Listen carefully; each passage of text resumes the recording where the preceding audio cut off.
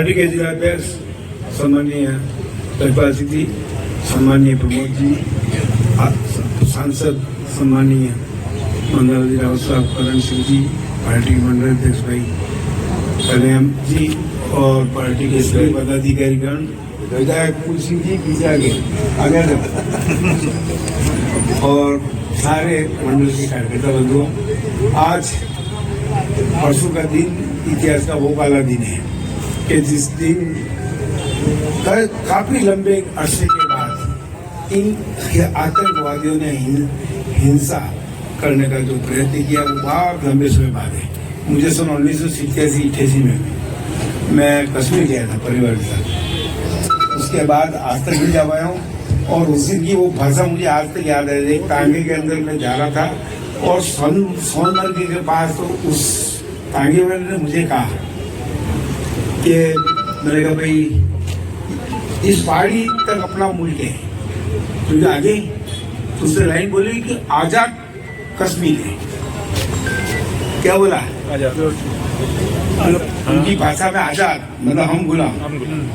और फिर मैंने उसको पूछा भाई यहाँ हिंदू कितने परसेंट है? सब 15%।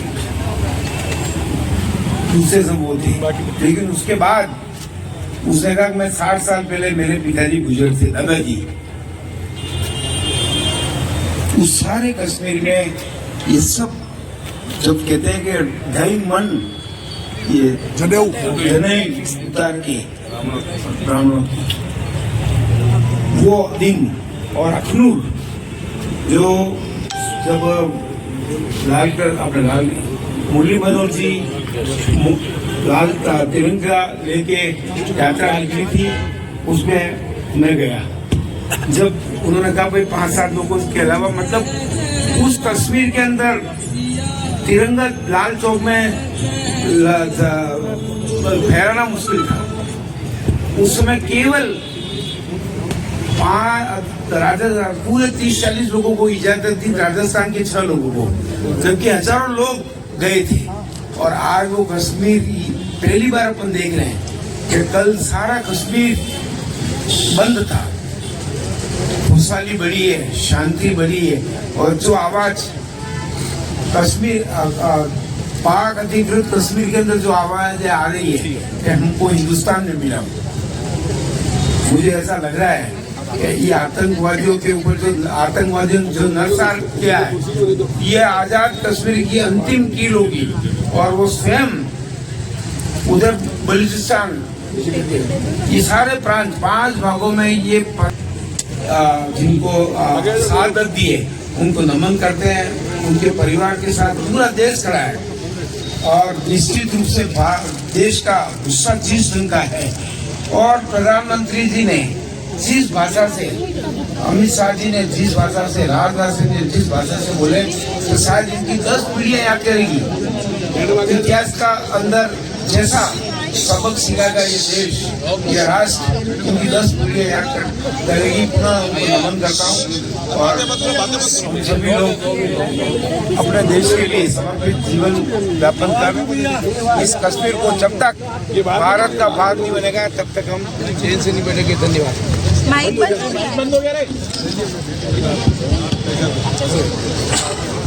अब मैं आज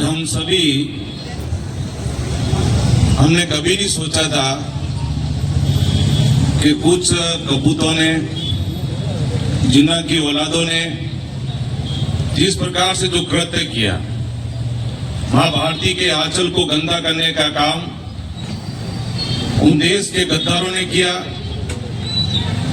तो किस प्रकार से वार कर याद करो वो दृश्य हमने देखा। जाति पूछकर पूर्व वक्ताओं ने बताया, गोली मारी, लेकिन याद करो इसकी शादी 7 दिन पहले हुई और उसको पूछा नाम क्या है, जाति क्या है, नाम जाति उसने बताई, फिर उसको गोली मारी। जब उसकी पत्नी ने कहा कि मेरे पतिदेव चले गए हैं, मेरा अब क्या बचा है, मेरे को भी गोली मार दो। तो उसने कहा कि जा तेरे मोदी जी को बता देना। उस औरत के आंख में आंसू थे, सैकड़ों 100 करोड़ भारतीय वर्ष के आंख में आंसू। आप चिंता मत करो, ये 56 इंच का सीना नरेंद्र मोदी है। और राष्ट्रवाद की धधकती ज्वाला में ऐसे कई हमारे वीर सपूतों जिन्होंने अपने आप को समर्पित कर दिया। उन आंसू का बदला खून के रूप में देश के प्रधानमंत्री नरेंद्र मोदी जी और अमित शाह निश्चित तौर से लेंगे। आज देश के प्रधानमंत्री ने कहा, मैं उन आतंकवादियों को मिट्टी में मिला दूंगा। याद करो वो दृश्य जब पाकिस्तान की सेना भारत के अंदर घुसती है, निर्दोष लोगों को, करीब 37 जनों को मार देता। देश का प्रधानमंत्री, यशस्वी प्रधानमंत्री नरेंद्र मोदी जी ने सर्जिकल स्ट्राइक करके 450 से अधिक पाकिस्तानियों को सीमा में घुसकर मारने का काम भारत के प्रधानमंत्री जी ने किया। कार्यकर्ता बंधुओं, हम सब में गुस्सा है, देश के लोगों में गुस्सा है। तो गुस्से की अभिव्यक्ति देश के प्रधानमंत्री निश्चित तौर से जो फौलादी सीना है, आने वाले समय में इस आतंकवादियों को नष्ट नाबूद करने का काम भारत के यशस्वी प्रधानमंत्री नरेंद्र मोदी जी ने क्या करेंगे। निश्चित तौर से मैं कहना चाहता हूं, जैसी घटना घटित हुई। भारत माता की जय, भारत माता की जय, वंदे मातरम, वंदे मातरम। आज जिस काम के लिए यहाँ पर हम एकत्रित हुए हैं, बड़ा दुख के साथ में पूरा हिंदुस्तान बहुत ही दुखी है। आज हमारा इस राणा प्रताप मंडल के अध्यक्ष जी ने यहाँ पर पुष्पांजलि का कार्यक्रम रखा, जो पुलगांव में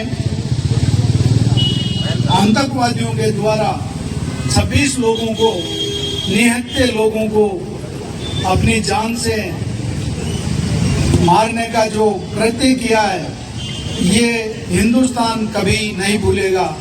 इस अवसर पर हमारे जिलाध्यक्ष जी गजपाल सिंह जी राठौर साहब, हमारे सहकारिता प्रकोष्ठ के प्रदेश संयोजक प्रमोद जी सामर साहब, हमारे जिला मंत्री करण सिंह जी सत्ताव साहब, मंडल के अध्यक्ष कन्हैयालाल जी वैष्णव जी और हमारे पूर्व मंडल अध्यक्ष मारू साहब और सभी मंडल के पदाधिकारी, जनप्रतिनिधि, पार्षदगण और मोर्चे के सभी कार्यकर्ता बंधु, आज वास्तव में बड़ा दुख के साथ में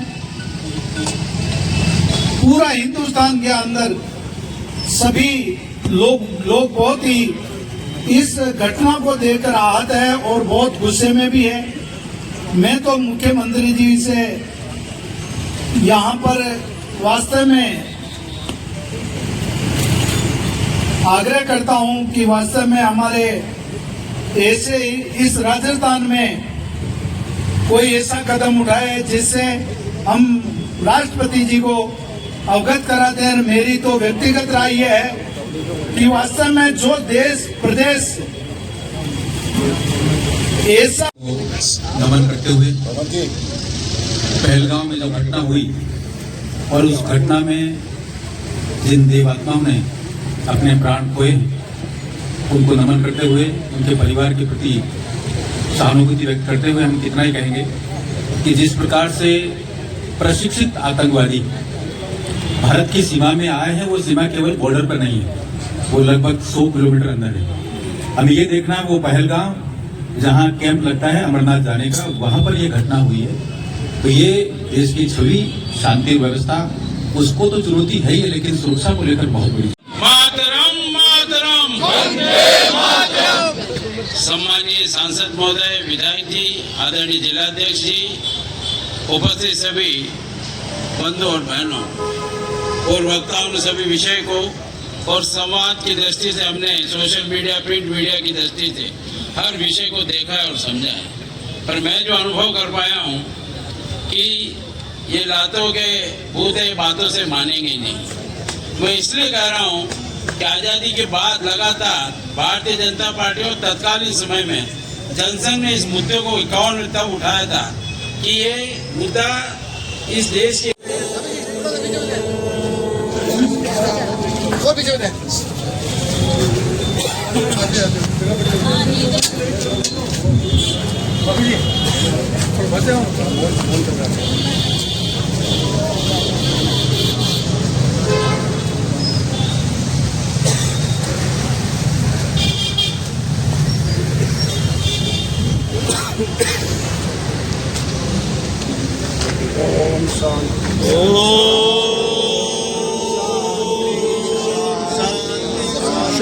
अब सब मोमबत्ती यहाँ लगा रखना, जलती हुई रखना और साइड में रखना। जितने आ जाए नीचे नीचे रखो।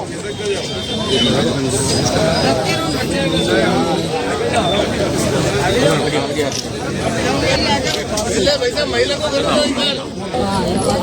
सही बात है।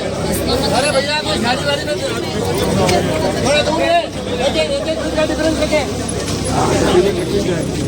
ओ प्रवीण भैया थोड़ा आगे हो जाए। आने दो भैया।